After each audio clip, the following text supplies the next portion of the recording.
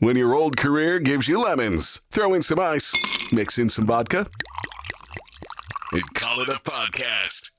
From the Mac of All Trades studio in Fairport and driven by Victor Chrysler Dodge Jeep Ram, it's Billified, the Bill Moran Podcast.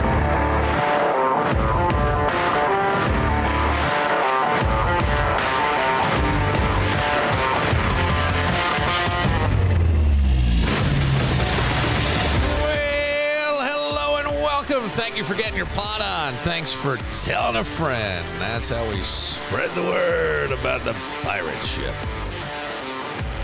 I normally don't tell you when I'm recording this. That's the beauty of podcasts, right? Because when I was on the radio, you knew if you liked what we did or any shows I was part of, you knew when they started, you knew when they ended.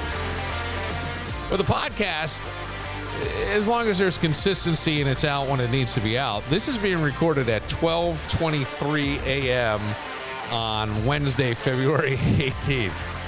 Why, you ask? What is going on? I'm having a crisis, and I needed in here to talk to you. No, it was one of these things where, as I've told many people, I'm in grad school for mental health counseling, which was something that I'll say chose me. I didn't necessarily choose it, just the opportunity was there, and I'm not risk adverse as a human being. I'm not risk adverse, and I think a lot of that has to do with the traumas I've had over life, and it's taken me a lot. I will tell you that these classes are sometimes very, very challenging to me because you have to do a lot of self-reflection, and nobody really wants to examine themselves, and that's one of the things I want to talk about tonight, because we live in such a paranoid state all the time of different things. But to that end, I will say that the self-reflection stuff is important. And then when I look back and I go, yeah, I like things that would take my mind off my problems, much like people get stressed out. And often I would hear in my circles, I'm not saying it's in every circle, but substitute whatever it is in there.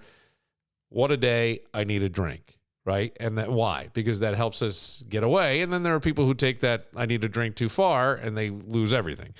But I think that the self-reflection stuff is very important. And one of the things I've realized about myself was you would overcompensate for your inadequacies or trying to hide things by making people laugh and doing outrageous things. Or you love to do things that many people would say are very risky. Why? Because it was the closest thing to Zen. Go 130 miles into turn one at Watkins Glen, and you're not thinking about anything else but that moment right there. Do 150 miles an hour down a drag strip for a quarter mile, and you're not thinking of anything else. And it is absolute elation and an unbelievable adrenaline rush. But for those moments, you're not thinking of anything else but you, the car, and that's it. You just can't think of anything else. And it's a very Zen thing. And that's where meditation, some people look at it a little cockeyed. It's supposed to be that you just don't think of anything. You're supposed to just sort of empty your brain. And when something pops up, you release it. If you can't do that, sometimes these activities are great. Boxing is a great thing because in that moment, all I'm thinking about is my opponent and how I score points. It should be about how I score points, not knock somebody out necessarily. You get points from head to waist. But those things are important, and I think it's good for us to all take a moment and sort of look at ourselves and understand that one of the things that we all share, because you often hear like, we're all one. Well, it sure doesn't look like we treat each other as all one, but okay. And if that's the case, we do have a shared human experience. And so no matter where you are in life or the socioeconomic brackets or whatever, you got a commonality, and we sometimes need to recognize that. What I wanted to come in here and talk about at 12:26 in the morning as I sip a cocktail is but I had grad school. I didn't get in here today, and I wanted to do this, and I thought, you know what? I'm going to do it. And I know that tomorrow I'm doing something with my son, and I'll still be able to get up and do it. And I'm going to say this, and I hope everybody, it resonates with you. Stop saying you only live once.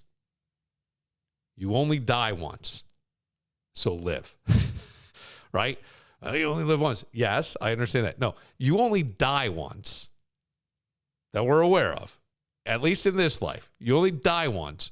So what are you going to do? What are you doing with your dash, right? You ever hear that between the year you were born and the year you exit? What are you doing? So if you feel like you got to say something, come in and say it, and then still go do the thing with your kid the next day. You're stronger than you think you are. Here's something that was bothering me, and then people that I've talked to about this brought up examples where it may be true, but I'm talking more on a micro personal level, not a macro level, not a big celebrity level as much, but I will bring up those examples as well. It's when you hear someone say I don't know who they are, but they were in on it from the beginning, whether it's you being excluded from a group activity with your friends, or it was a job thing. They were in on it from the beginning. And when people say that, they often say it like they cracked the Da Vinci Code. You know what I mean? And it turns out to be like maybe 3 coworkers that didn't invite you to lunch, or, I don't know, 3 cousins of yours that didn't recognize you at Christmas time, and they were in on it together. And I think we love conspiracy because if people plan to screw us over, at least it makes sense. Random chaos, that's way scarier. Like when it's just sort of random, something we can't control. And I mean, I grew up in a home where it was said when nothing makes sense, something makes sense. Almost an oxymoronic statement, in a sort of. But the problem was, dig deeper. There's something else going on. And you hear it all the time. Follow the money. I was just talking to somebody earlier tonight about Ozempic and the GLP-1s, right? And they're being pushed everywhere. Why? Well, probably because somebody's making a lot of money off of it. That would be the underlying thing. But what it also does is I haven't heard a whole lot of people talking about body positivity as much, because a lot of the people who talked about body positivity, they got Ozempic and they lost a lot of weight. Okay. There's nothing wrong with that. That's fine. But we love a conspiracy. So even there. Now, there are conspiracies that people have talked about for years. I'm going to bring up 2 celebrity ones. One, Ray J and Kim Kardashian, the sex tape. Ray J has said for 20 years that the Kardashians were in on it, that Kris Kardashian, the mom, arranged the whole thing. The leaked tape wasn't leaked. It was released by her.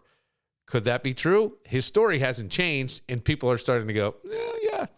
But what happens? Ray J sort of became this guy that, I don't know, man, you filmed yourself and blah, blah. And Kim went on to build an empire. Maybe that would have happened anyway. I don't know. But it's one of those things where they were in on it the whole time. Well, why do we say that? Because if something really hurts, like even in the Ray J situation, there has to be a villain. Another great example was like what happened in the Super Bowl many years ago when Janet Jackson's tit popped out, and it was why is his name escaping me? Justin Timberlake, who had ripped off the shirt, right?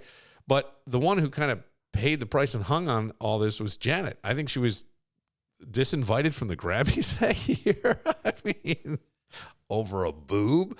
And Justin had nothing happen to him, but he never stood up and said anything or even tried to help out. So you could go, well, they were in on it the whole time. Maybe, I don't know, but certainly hindsight, what is this saying? Hindsight's 20/20. Those are extreme big cases where, yes, it seems to make sense decades later, right? I think now for many people, Justin Timberlake's a bad guy after the Britney documentary came out and whatever was said in that.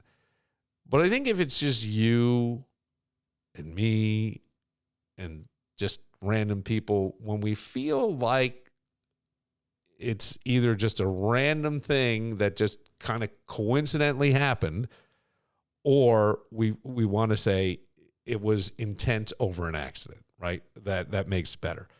betrayal over coincidence. You betrayed me. It was just a coincidence that you didn't call me that night, whatever. Plot, somebody plotted it over, you're just incompetent and you couldn't do your job. Randomness of just anything, I think for most human beings feels very unsafe. So think about this. A relationship ends. There's usually a villain, right? And I think if you talk to divorce attorneys, and this is probably very true, but like somebody in the marriage was out a year ago. Like they kind of knew. So they were in on it the whole time because it feels better than to say, well, maybe I had a hand in this, right? Not getting hired somewhere. They were in on it the whole time, or I didn't get the promotion. Sometimes there's reasons why. Sometimes there's not. Being left out socially feels terrible, right? Workplace shifts, not always great. They planned it. Instead of maybe it just didn't work out this time. And I think we want to control things, but twisted control is still control, right? So we can know that, hey, at least then there's a reason why this happened.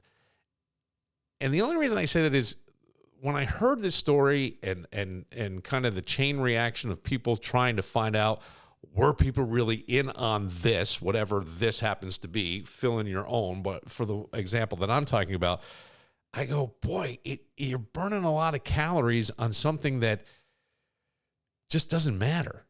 But yet it matters to you. And again, it can't be randomness, can't be chaos. It's got to be something that makes sense, right? And I often say, and I've been saying this a lot lately, when an argument dissolves into name calling, I'll say it used to be, it feels like it used to be, the intellectual eject button. That was when, God, you were out of shit to say. So now, boom. And, when we're wrong, it hurts. Or when we're wronged, it hurts, right? But even having to admit we were wrong, sometimes for our own ego, it hurts. Or admitting we misjudged a situation, it hurts. Admitting that we weren't chosen for something sucks. Man, that sucks. And our ego goes, nope, this is a setup. Motherfuckers did it again. But I think conspiracy in those situations protects identity. And again, take it down to like a personal level in some way, right? It keeps us feeling victimized but righteous. And that's what usually happens. And we can all think of people we know that it's always something that's happening in their life where they are the victim, but they're the righteous victim. They're blameless in a situation. And it's a seductive feeling to have that. I believe it's a really seductive feeling because it makes us not have to take accountability, which I often say is a word that makes you feel like you're in trouble. I think when people are said, you got to take accountability, instead of stepping back and going, I'm going to own, right? And then a big thing we hear, you got to own your shit. You got to own. Yeah, you kind of do. And the phrase they were in on it almost always shows up when someone feels embarrassed or when someone feels rejected or when someone feels exposed or someone feels small. You weren't small. You were targeted. It feels so much better. You had a target on your back, man. You knew they were coming for you. That person, right? Or they were in on it all the time. This couldn't have been just one person. Other people had to know that this was going to happen. They had to know that that's the thing. That's an armor. It protects you. I totally get it. And our modern culture fucking amplifies, it was a drink, amplifies the shit out of this. I really do. Because, again, when you think about where name calling used to be the intellectual eject button in an argument, now it's like you won the room, right? You're like, it becomes, it's rewarding outrage. That's what the algorithm does. When there's outrage, more people are watching it. And anytime there's outrage, there's usually a villain, right? Somebody on the other side, a group, a person, a whatever, the man. It's always on the other side. And villains create a narrative. So it makes it easier then and more understandable, more digestible for us because we couldn't possibly. And I think that the narrative of that creates belonging. Because the one thing we don't ever want to feel is isolated and alone.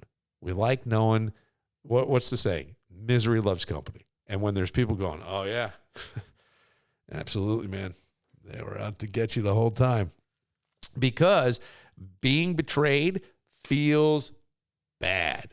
Being part of a group that knows the betrayal, that feels like power. I've got my tribe. I've got my stuff. And even if you just look at the world today, I think we said this the other night. It used to be about like a sports team. If you say the Buffalo Bills suck, I'm a diehard Bills fan. That's personal. That's a personal attack. Well, now it's like everything. No matter what team you're on, political, not political, whatever. When somebody does that, it feels like you're being attacked, and that's the problem. And there are times where I think you got to kind of realize that you assume something might have been intentional that later turned out to be just life. Did you ever have that? And it's almost like a relief, right? Because you go, did they not call me? What did I do? Why am I being left out? How come they don't talk to me anymore? Or it's as simple as this. Sports, bad call, right? Bad call. Then it becomes, it's a league conspiracy. They want this team to win. It's the year that they want that. They don't want us in there. They don't want that. How many times have we heard, for example, probably the most popular sport in this country, National Football League, right? All of a sudden, it's like we have conspiracies to where the colors of the Super Bowl poster are going to be, those are the teams that'll be in the Super Bowl. Even when it doesn't come, we go, well, they were close. They were close. But you know what? They knew we were onto their conspiracy, so they changed it. I can't get behind that, but all right. Well, even here, like if a podcast booking falls through, you can't take it personal. Well, they were doing it all along. Yeah, they went on somebody else's podcast. They don't. Even dating, somebody calls you up at the last minute and says, listen, I need to change the plans. My kid got sick, or I have some kind of personal thing going on that I wasn't aware of. Can I give you a rain check? And then it's automatically, it must be they don't like me. It's like, come on, man. Nobody has that much time. Nobody has that much time. Sometimes nobody's in on it. Sometimes we're just uncomfortable. And that's the bigger thing. So are these other things where we could look at it and it's sort of interesting over the Ray J thing, especially now that somebody's built $1 billion empire and some other guy is kind of like floundering? Sure. Maybe they were in on it. Maybe there was a leak thing and they thought, well, if we do this, if we do it right, we could really launch something. I don't know. It seems like a lot of forethought of something that could or couldn't happen. If it didn't happen, we probably wouldn't hear that. But it did happen, meaning that they built the $1 billion empire. I'm just saying sometimes nobody's in on it, and sometimes we're just uncomfortable and we don't want to be. And it doesn't make sense to us because we don't like randomness and we don't like chaos. Sometimes it's not a conspiracy. It's just poor communication and an overworked HR department. I don't fucking know. If 3 people don't text you back, that's not a cabal. That's Tuesday. You can live in a world where everyone's plotting, or you can live in a world where sometimes things just happen. And if you're walking around saying that, just think about that. It's a lot. I mean, again, I get it. The Janet Jackson thing, the Ray J, the sex tape, maybe. Certainly seems like some people did better than others in those situations. Maybe that there was some kind of thing like, hey, we're going to try this, and if it goes sideways, you're going to hang on it. But you can live in a world where everyone's plotting, or you can live in a world where sometimes things just happen. One of those worlds makes you guarded. The other one, in my opinion, makes you free. So you can live the any way you want. But when I heard this, and it happened to be with people that I know, they were in on it all along. They were in on it all along. Yeah, because what happened didn't jive with you, didn't jive with your life, didn't jive with the way you wanted to be treated, the way you thought you should be respected, and so therefore they had to be in on it. Or you can just live free and realize sometimes things just happen and they don't work out. Your choice. Thanks for hanging in there for a short little podcast. It's now about 12:45 in the morning. I hope it makes sense. I really do, because, boy, when I heard this, it bothered me because I know the people involved. And you go, the other thing I'll tell you this. When you hear that word or that phrase, they were in on it the whole time. Sometimes I telling you, look for the pattern, look at the person that's saying it and realize that. And sometimes it is just randomness or a shitty situation that went wrong or poor communication along the way. But let's not all victimize ourselves, even if it feels better in the moment. In the long run, you kind of know. The land of opportunity for me is just a curse. Tell that judging make us feel. My title have to wait.